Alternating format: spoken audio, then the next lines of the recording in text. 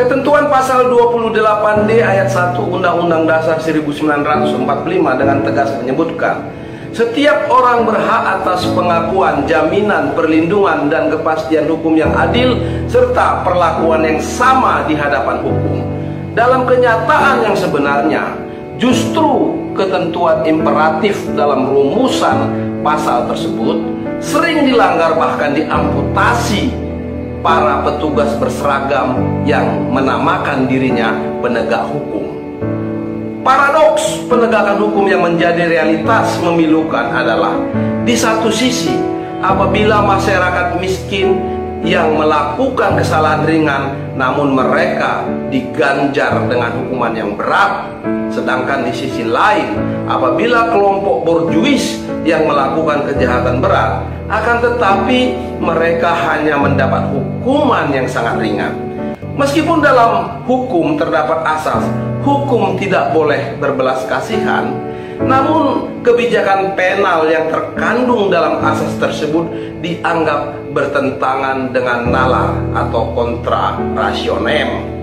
Saat ini masyarakat merasakan tidak adanya supremasi hukum yang mewujudkan persamaan kedudukan di hadapan hukum atau equality before the law.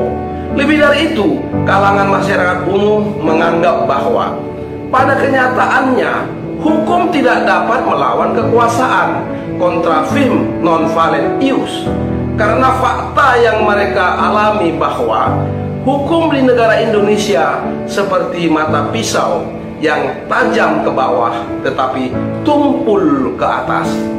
Hukum seolah menjadi barang dagangan yang diperjualbelikan oleh kalangan orang yang memiliki kekuasaan, orang yang mempunyai pengaruh, dan sudah pasti cukong pemilik modal yang disebut kaum kapitalis. Kepercayaan masyarakat terhadap penegakan hukum di Indonesia pada akhirnya menjadi sangat buruk akibat transaksional hukum yang berdampak pada hukum kehilangan kewibawaan atau hesak. Sangat penting dipahami kenyataan sosial yang terjadi di Indonesia sekarang ini adalah ada kecenderungan bahwa kepercayaan masyarakat terhadap tugas hukum yang bersifat duit tunggal, yaitu memberikan kepastian hukum dan memberikan kesebandingan hukum, telah kehilangan makna, sehingga tujuan hukum untuk mewujudkan kedamaian hidup bersama atau peaceful living together sangat sulit tercapai, karena dewasa ini masyarakat Indonesia cenderung melakukan tindakan main hakim sendiri atau Eigenrechtting.